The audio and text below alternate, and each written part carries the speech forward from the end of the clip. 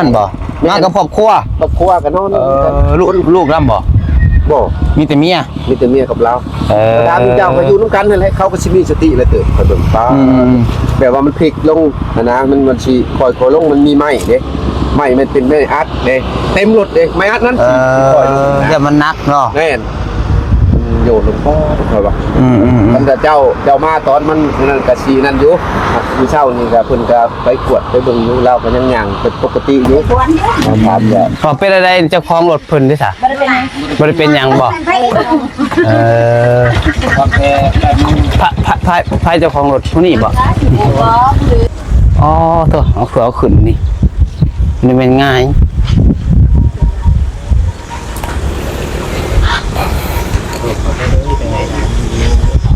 ก็น้ำมันย่อยเสียงดังแห้งผมไปซุกคืนนี่พี่ครับพี่ป้อน้ำมันเนาะคิวน้ำมันแห้ง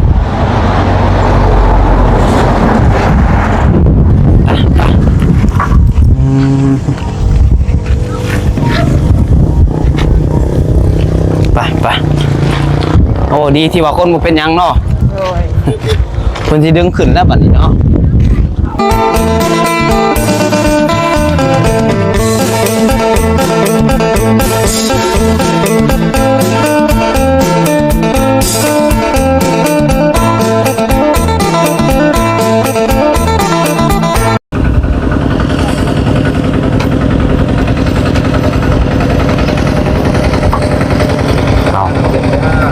เป็นยังเด้บัดนี้พี่น้องเนาะ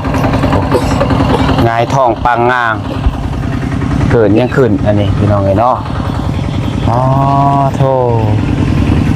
รถยัง2 4 6 8 10 12รถ22ล้อบ่พี่น้องเนาะมียังบ่สร้างอันนี้เป็นยังอันนี้ฮะโอ้ก่อนยังไงมาจะเห็นแต่คือ9 โมงแม่ชุกนอนผู้เดียวพอมาไปอันนั้นนะชื่อเรื่องอยู่คนมาว่ารถคนไทยพี่เบิ่งมันบ่แม่นรถคนไทยรถลาวเฮานี่แล้วแต่ก่าเราไปนอนอยู่แถวนครโคกนี้ใกล้ๆเราเคยมาแวะนอนกับครอบครัวโดยมาวันนี้เราว่ารถนั้นยังตาอะไรแล้วบ่เห็นหุ่งเลยเล่าห้วยนะใส่เลข1เลข2ซ่านดอกโอ้อาซาไปดีเทื่อนึงเพราะว่าเรากับบ่ได้เป็นหยังเมียเจ็บหน่อยนึงก็อยู่นี่มากับครอบครัวขับรถมาก็ปีดลงเจ้าของเจ้าโดดบ่ได้อยู่ในรถนั่นแล้วบ่ได้เจ็บบ่ว่ะมันลงซีเมนต์ช้าแล้วก็นั่งนอนนี่เมื่อคืนก็รู้จักคนลาวคนไทยไปกับไม่ได้กายมาชีวิตคือแบบปะบุญเช่าพวกแล้วว่ะแต่เมื่อคืนนี่บ่แม่น9 โมงผมพี่ก็ได้แล้วก็คือเช้ามาเห็นเราง่อยไปขายประตูเบิ่งไปเบิ่งมาวันนี้รถมาแล้วก็โทรรถเขามาหยุดนี่แหละทางกันแต่น้องเขาก็มาเบิ่งนั่งถามเจ็บปวดไปห้องหมอไปถามไปสักยาบ่หมอบ่ได้เจ็บน้อยเดียวดาวหลุดมาอยู่ยังท่านในอยู่ในยังแบบเพราะอะไรนะเพราะว่ามันเหยียบตาเลยเล่าหรือสิลงห้วยนอนมาสิมานอนอย่างนี้จะถามเราครับบ่ถามคอยไปแต่เช้า7 โมงปีนแต่คืนนี่9 โมงกลางคืนแม่นเจ็บกันว่านั่นเล่ากับที่ย่างบ่ได้นี่เราปกติได้เราก็นั่งยิงเสายิงอย่างผู้นั่นบ่มากับครอบครัวกันนอนลูกนำบ่มีแต่เมียกับเราตามเจ้าก็อยู่นำกันนั่นแหละเขาก็สิมีสติแล้วเติบเขาเบิ่งฟ้าแบบว่ามันพลิกลงนะมันสิค่อยๆลงมันมีไม้เด้ไม้มันเป็นไม้อัดเด้เต็มรถเด้ไม้อัดนั้นค่อยลงเดี๋ยวมันนักเนาะแม่นโยนลงพ่อเขาว่ามันจะเจ้ามาตอนมันนั่นก็สินั่นอยู่มื้อเช้านี่ก็เพิ่นก็ไปกวดไปเบิ่งอยู่เราก็ยังย่างเป็นปกติอยู่เราถามว่ากันว่าคนเจ็บคนยังว่าสิพาไปซักยาอยู่สุขศาลาบ่ได้เป็นยังเลยก็ยาแต่เช้าไอ้น้องก็มาแวะมายังนี่แหละก็นอนอยู่เป็นนี่แหละพวกกลุ่มนี้เพิ่นมาเลาะอยู่แท้บ่รู้ว่าได้เฮากับพวกรู้จักเพิ่นแล้วก็ไปทางถึงวงกินข้าวมาใช้ตัวนี้มันก็แดดนี่น่าจะได้2แผ่นนี่สิใช้กำลังเริ่มเฮ็ดจังนี่เฮือนเจ้าซะโอ้ยติดปัดลมอยู่แล้วติดเป็นลมเนี่ยสวยเนี่ยใส่ปัดลมเลยสิดึงแผ่นขึ้นเลยมันช่วยแหละมันลมเนี่ยก็สิบ่ได้ดึงเท่าแม่นรอบแรงมื้อแรงพุ่นสิได้มุ่งบ่ว่าได้นั่นละยัง2แผ่น เคยมีมาปั่นทรายแล้วเลยครับมุ่งก่อนแล้วบัดอยากฝนตกผ่าลงนี่นะ โอ้เนาะคนบ่เป็นหยัง แค่เจ็บนิดนึงเราอ่ะเมียเราบ่ได้เจ็บเป็นผัวเจ็บแน่นอนนึงก็โชคดีอยู่ แต่ว่าลงนี่ลงข้างอัน ลงไปเรื่อยๆแล้วมัน ลงข้างเบื้องอันบ่แม่นเบื้องคนขับเนาะเขาจะว่ารถลาวรถคนลาว คนลาวเรา คะแน แก่ นว่า มาแต่เชฟโปน เพราะมันอยู่ซ้ายมือเด้เนาะ เราพาไปชื่อเมื่ออันขมวนบ่แม่นแล้วว่ะเมื่อวานนี้แต่ว่าเราพักเราเอาลงมาเลยยันว่ามื้อเช้าเลยสิเมื่อขึ้นพุ่นแต่เช้าหั่นน่ะมื้อแรงกลับลงมาสิแม่นมื้อละเที่ยวเบิ่งใหม่เพราะว่ามันสิอัดอยู่โรงงานแถวเชฟโปนนี่แหละประเภทกระดาษมายิกบ่รุ่นนึงค่อยเข้าใจเป็นกระดาษเป็นอัดไปเฮ็ดนั่นแหละผลิตภัณฑ์ของเพิ่นโอ้หลายยีร็อกนะลายกะเลอยู่บนเป็นสวดเป็นกล่องเป็นแก่ง เพิ่นให้ถ่ายอยู่บ่เนาะเป็นหยังว่าไปถ่ายเบิ่งสิเนาะ พอไปทั้งนั้นแหละไปถามมึงเพิ่นให้ถ่าย บ่ถ่ายรถเพิ่นนี่แหละ บ่ประหันคันว่าสมมุติว่าเฮาลงเพิ่นว่าถ่ายได้อยู่บ่รถเพิ่นว่าได้เฮาก็ถ่ายบ่ก็อยากไปถ่ายอยู่แต่เช้าลงอยู่แต่ว่าถามหมู่เพิ่นเว้ยมันถึงแล้วบ่คือบ่ถ่ายได้ขึ้นบัดเฮ็ดตีนจี้อยู่เว้าเพิ่นคันว่าเห็นคนห้องคนข้างเขาก็สิไปช่วยอยู่เฮ็ดจะม้อยอยู่มีแต่ว่าบุคคลบ่ได้เป็นหยังเนาะ ค่อยก็ใต้ไผ่ก็นั่งอยู่ทั้งอยู่แล้วบ่มีไผบ่กล้าไปได้กัน2-3คนน่ะมีกันจะตั้งไปได้อยู่สิค่อยเบิ่งอยู่ รถยังเพิ่นรถ2ล้อบ่ จังหวะเขาสร้างอยู่ คือรถเป็นพ่วงอะไรรถลาก มี เนาะ ก็ไปก็ไปแว่เพิ่นนั่งอยู่ครอบครัวเพิ่นขี่รถโดยสารเมื่อเป็นกลับมาอีกบ่รู้ได้ยังว่าไปติดต่อรถยกนี่แหละมาดึงขึ้นนะ ขึ้นบ่รถจกเนาะ จังหวะนี้แหละนี่ก็รออยู่นี่กันมารถเป็นประเภทเคนอยู่บางเทื่ออยู่เนาะครับ เป็นต้องมีวิธีเพิ่นดอกเนาะ แม่นโอเคเนาะโอ้พี่น้องเอ้ยมากตกใจน้องบ่ใส่ก็กินอีกคือว่าเอาแล้วว่ะ จะเบิ่งตะเลขมันนั่นแหละ เนาะเลขออกได้บ่นี่เนาะ เอาแหละไปแม่จ้ะ มันสุกได้นี่ โอ้ เจ้าว่าสิได้ขี่รถใหญ่น้ำหมู่บ่จักเว้ย ไปบุรถอ่ะ 400ล้านเด้อ ไปจนคิดเถียงกันแหละยังรับเมียว่าจะถือไตรจักล้านบาทอยู่คนบอก100 ล้านบาท อยากถึง100ล้านบาท สิเฮ็ดหยังวะทำไปทำกันมาเลยผู้อยู่ทึงกับหัวขวัญเนาะโยตัวเอาบ่ได้สิบ่ได้อยู่ได้นอนแล้ว 2-3 คืนเนี่ยเป็นหยังแล้วว่าบ่ได้นอนโยบ่ได้นอนแล้วหมู่สิมาขอเงิน เอาเอา400ล้านกีบนี่ก่อน หมู่สิมาขอตัวมันหลายหมดหัวคนกันแหละเงินเลขบ่ได้ซื้อแล้วจะถึกไปกันซื้อซะก่อนคืออยู่อันนี้ปรึกษากันจะถึกบ่ได้ซื้อหลายขึ้นแม่โอ้กะเบิ่งแล้วเราก็บ่ได้ขับไว้ได้เลข1เลข2เนี่ยคันขับไว้นี่โอ้ยผู้แฮง ก็สิห้วยอยู่หั่นแหละเนาะ ห้วยแล้วสิลงมานอนเด้กับเมียน่ะสิห้วยลงมานี่บัดนี้ตารถหมู่เลยแย่แล้วหดบ่ลึงทางเมืองนั้นนะลงมาจะลงแฮงบัดเดียวมันยุ่ยลงไปบัดเดียวบัดนี้นี่เพราะว่ามันลงก่อนหมอนี่ลงน้ำลังมันสินั่นเลยมันคว่ำเลยคว่ำลงไปกระไซมันลงบ่แห้งเพราะว่ามันมีกระดาษครับไปจังนะกระดาษสะเลยอยู่กระดาษแบบไม่อัดนี่แหละไปยิกนี่แหละสะเลยมันเนาะสะแล้วก็เก็บของไว้อยู่กับเมียแล้วคือว่าบ่เจ็บแล้วจังเฮ็ดเวียกได้ถ้าคนเจ็บใช้ย่างบ่ได้ดอก ยังดีที่ว่าบ่เป็นหยังพี่น้องเนาะขาคุ้มครอง ฟังเบิ่งอีกมื้อแลงยันว่ายังบ่ทันได้เจ็บมื้อแลงนี่อากาศเย็นเลยมันเจ็บตัวแหละ มันลดความบ่ลดปีนเนาะมันลดความเอาคันปีนแล้วมันเสียน ปีนขึ้นแบบปีนซี่ขึ้นให้มันความลงซื่อ มันความเพิ่นอันนี้หน่วยเราปีน แง่ๆมาเฮ็ดครึบลงไว้เลยมันค้ำไว้เลย คันปีนแล้วปีนลายลบปีนไปปีนมาเอาบางคนเว้าถึงได้ลดปีนลดความว่ะความก็คือมันความลงซื่อนี่คือนั่นนี่ลดความเหรอวะ เราสร้างเลยขี่รถที่ย้ายเขารถที่แค่ท้ายพื้นขึ้นน่ะโอ้ขี่ผู้นั่งเขานั่งจับป่าเขาวันนี้เขาเบรกประเดี๋ยวกายจุดกวดลุกถือหินด่านความสิดื้อนี่แหละตึกตะกี้เด็กน้อยทำตุ้มเจ้านี่แหละบ่ต้องจักเก็บ โอเคซะป้าซะลุยงานซะเนาะจะได้หลายพากันยังได้กินเช้ามื้อเช้านี่กินแล้วบ่ นี่แหละเพิ่นเอาไข่แดแล้วก็เลยปิ้งชิ้นแห้งเพิ่นนำมาให้แต่พุ่นแหละต้มกระดูกต้มหยังอยู่หั่นแหละจับไก่กับเบิ่งก่อนมันสวยเลยเนี่ยกับเพิ่นกับนอนบ่หลับได้คืนนี่ของแนวเห็นรถปิ้นรถขวับสิขึ้นย่านแน่นอนอยู่กันเลยว่าเราว่าบ่ไปแล้วว่าเดือนแจ้งบ่ไปทางใดแล้วว่ะ นั่นก็อยู่ทั้งนั้นแหละ เอามื้อนี้มีคนมาหาหรอวะมื้อนี้ โบ่ยัง โอ้มีเนาะอันนี้บ่ของใหม่นะ กะโอ้ แต่เฮือน น้องน้ำเพื่อนน้องน้อยเพื่อนกันน้องบูน้องยีตัวนี้แหละตัวนี้ ใส่ได้จนอยู่บ่พักอยู่บ่ โดนกับบ่ได้เบิดฉากไว้ซื่อๆบ่ได้เบิด นั่นบ่เคยเบิดจักเทื่อ แม่น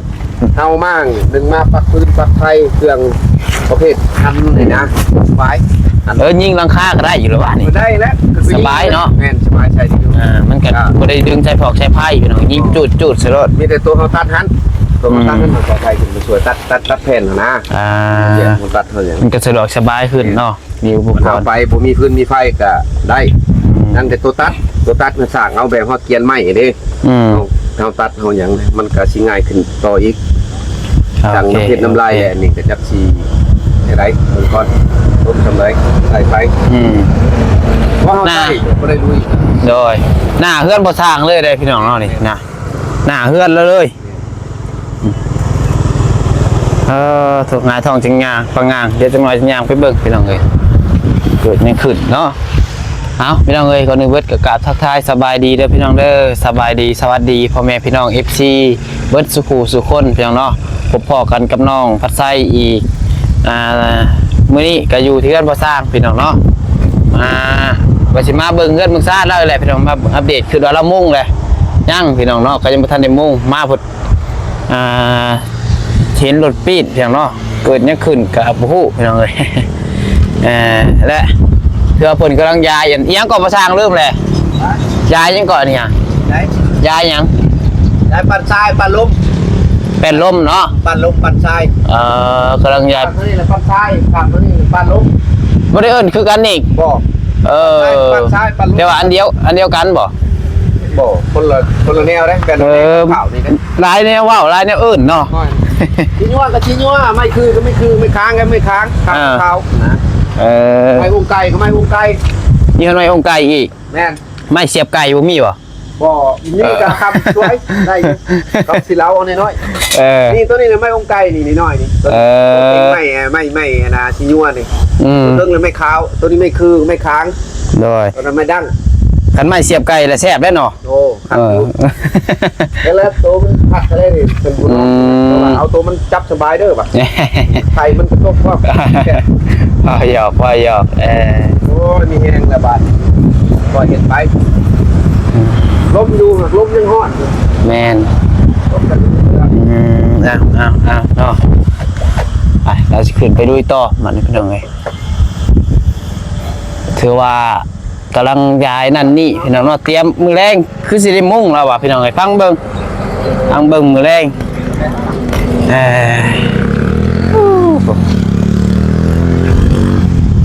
เฮือนพอสร้างมื้อนี้พี่น้องเนาะไปซอยกันต้นหยังก็เพิ่นเอิ้นนั่นนี่บ่พี่เจ้าเอิ้นแนวใดต้นนั่นนี่แม่นฮะอาลางเป็นดอกคือดอกคูณเนาะกูกลางเนาะสมมุติว่าบนอันฮะสงกรานต์นี่เฮาดอกกันไปอันนั้นก็ได้นี่เนาะทรงผ้าทรงผีนี่เนาะมันคือกันได้กับดอกคูณเนาะมันยังย่อยลงมา แน่น คือกันเลยห่วงกะไก่ก็เลยห่วงมันกะสบายดีเด้อตาเบลน้อยไปบ่ไปเบิ่งบ่ไปบ่ ขี่รถแล้วไปบ่ย่าง คือสิเด็กเลยบ่ไปเบิ่งป้ายทะเบียนไปมันเถื่อเฮงเอากระหนอกไว้นี่ก่อนก็ได้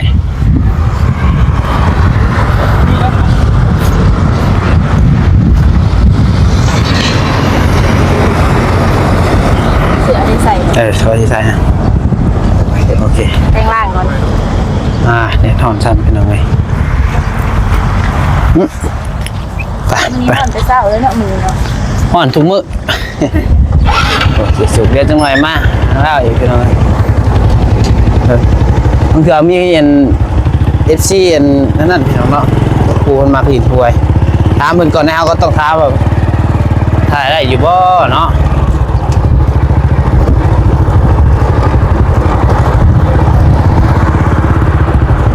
รถมา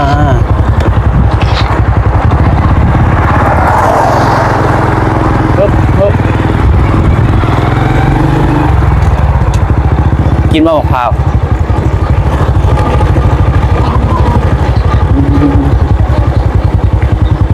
อ๋อหายทองทำงานนะ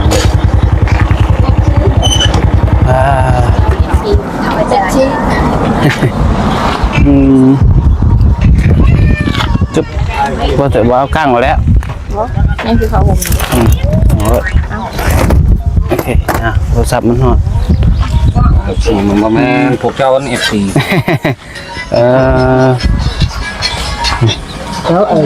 บนภูกังทันยางมันหอมมีทางนาแล้ว 47ตัวนี้ไปจักแรงบ่ เอาได้ ผู้ใดมากเป็นเลขเนาะ เพลงอะไรคือถึงแล้วสามเก่ามันเราเอาเปลี่ยนเดี๋ยวจะไปไม่นางเปลี่ยนช่องก็หนุก ชาตูแบบได้นี่ ฮะ ชีโตแบบ ยังก็ โอ้ชีโตแบบได้นี่ชีโตมาแล้ว ที่โต ซื้อ4โตวบ่ซื้อเลขซุ่มแรกกัน4โตวเนาะ เจ็ดช่องว่า 4โตวซื้อ6โตวผู้ใดเป็นอะไรอยังนี่จุก เล่นไปที่โตเอา เนาะ ไปอันนี้เอาไปบ้วน พอเป็นอะไรเจ้าของรถเพิ่นด้วยซะ ไม่ได้เป็นไง บ่ได้เป็นหยังบ่ ไป ครับแบบนี้ พายเจ้าของรถผู้นี้บ่ ที่หัวหรือ โอ้ แว่นได้เชื่อข่าวแว่นนี่ เงินมาเบิ่งที่ล็อก หัวหน้า คนน่ะบ่ได้เป็นหยัง บ่ตัว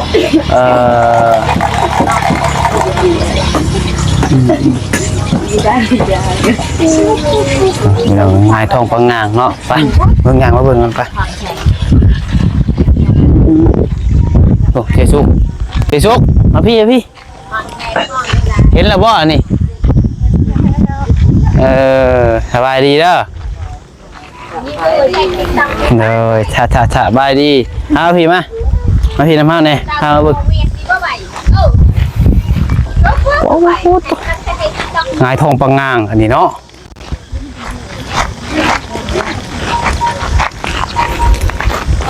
8 โมง 8 โมง8คือ9 โมง 8 โมงกลางคืน อ๋อโทษ ยังได้ เสียงดังบ่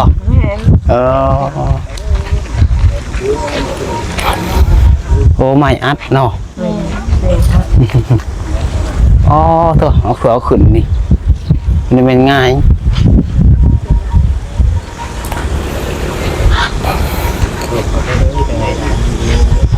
อ๋อน้ำมันย่อย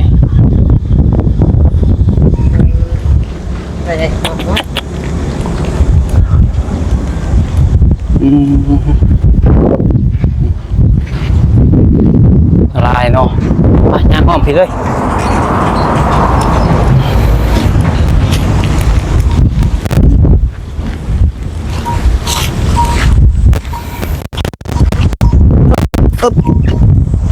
โอ้ต้องคิวน้ำมันกุ้ม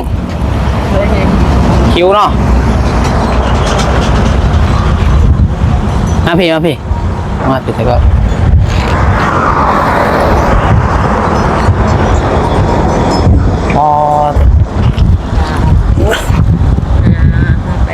อ้าวป้ายคือกัน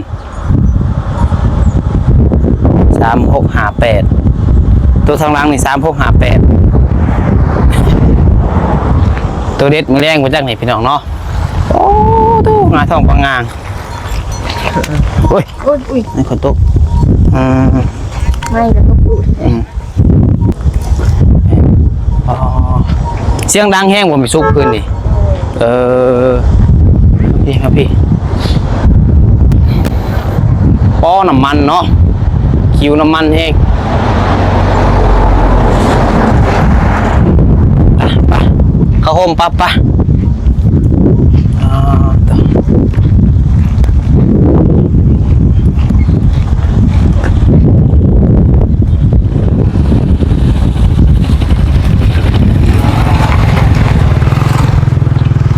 พี่ให้อุ้มไม่ได้บัตรหนึ่งไม่ใช่ปะย่านเด้เนาะปัดทางนี้พุ่นตา2 9 4 ไปพอคือกันพี่น้องเลยเราลองเบิ่งพอได้มักลินเลขลินเบอร์เนาะ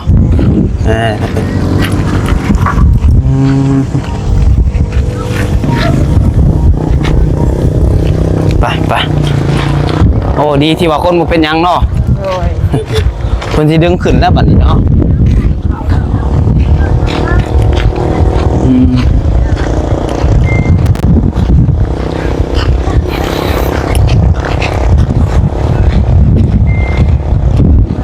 ไปกันประสางพอแล้วพี่น้องไปเบิ่งเวียกเบิ่งงานประสางพอแล้วฝึกนิดนึง คือมันก็หมดเลยห้องเป็นแบบไหนแล้วก็ ทุกชาวพันธุ์ไป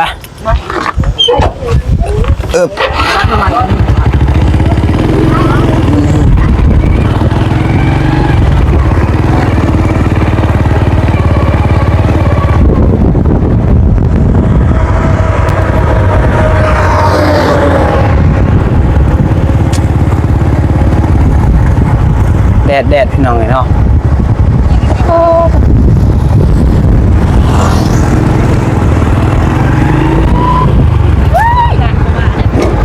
อย่ามันปุ๊บดันมาทางหน้าพี่โอเคตัว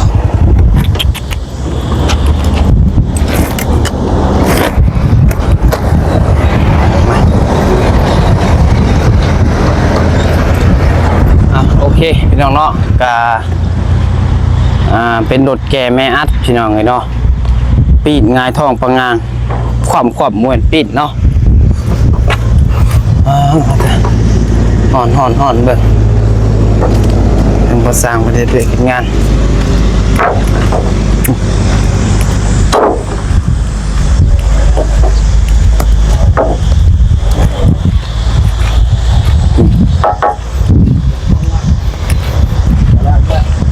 ทางนี้ยืนเหมือนนี่เนาะ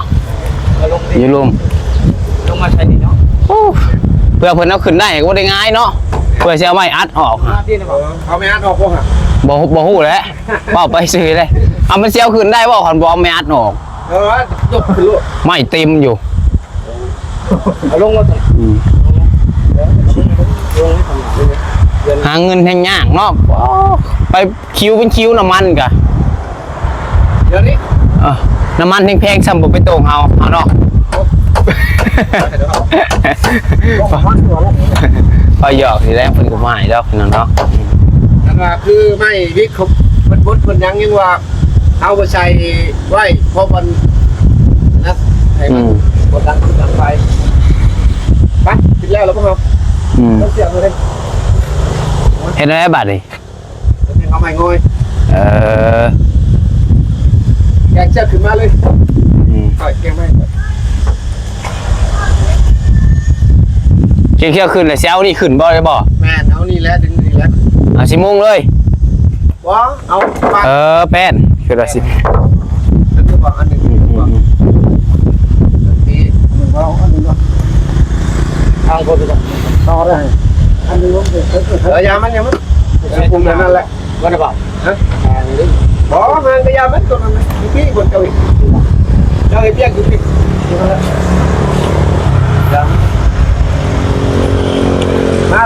ทีแรกพอสร้างคนเราเห็ดผู้เดียวเป็นน้องเห็ดผู้เดียวนี่ให้สิบไว้ว่าติเที่ยวขึ้นเที่ยวลงอยู่ดอก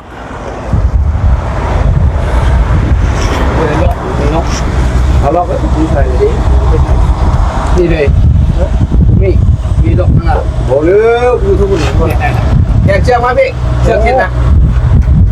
เชือกตัวใหม่กันก่อนโอเคพอเชือกไหมวิธีเพิ่นเอาขึ้นพี่น้องเลยปุ๊บเช็ดกาย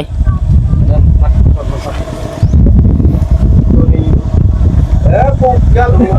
แกโมคาตัวมาแล้วเช้านาที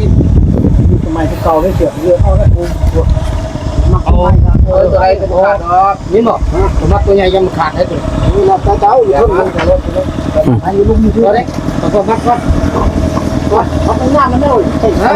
โอ้โห โอ้จะเข่าใครร้องมาเฮ้ยลูกค้ารถดึง ยานลงรถยานกระยาน เข่ากับลูกค้าต้องเลยดึงเร็ว น้องฟัง นะแข็งมือแข็งตีนเด้อแดดตั้งตัวแดด เอาอึบดึง 1 2 อ้าว เอาขึ้นเร็วป้าได้คนได้ที่ข้าวใส่ลงถ่ายกันก็แม่เว้ยพวกไปแล้วทางก่อนเอาขึ้น เดี๋ยวถือว่าเพิ่น โอ้ชินั่งไม่กูนั่งเหยียบเป็นบนแป้นกันแล้วเหยียบ เอาโอเคสำหรับน้องคลิปนี้ก็ประมาณนี้ก่อนนะพี่น้องเด้อเฮือนซานประสร้างเนาะก็เกิดเหตุการณ์บ่คาดคิดแน่พี่น้องมามื้อนี้ก็ได้เนาะต่อหน้าต่อตาเฮือนเราเลยพี่น้องเอ้ยหลายเดือนกว่ากันพี่น้องสำหรับคลิปนี้ลำลาแล้วผิดพลาดประการใดก็ขอโทษขออภัยนำไม่ได้อยู่ดีมีแฮงเบิดสุขสุขคนนะครับขอบคุณพ่อแม่ FC ครับมาชมและเป็นกำลังใจทางน้องพัชชัยโดยตลอดมาเนาะสำหรับคลิปนี้ไปแล้วสบายดี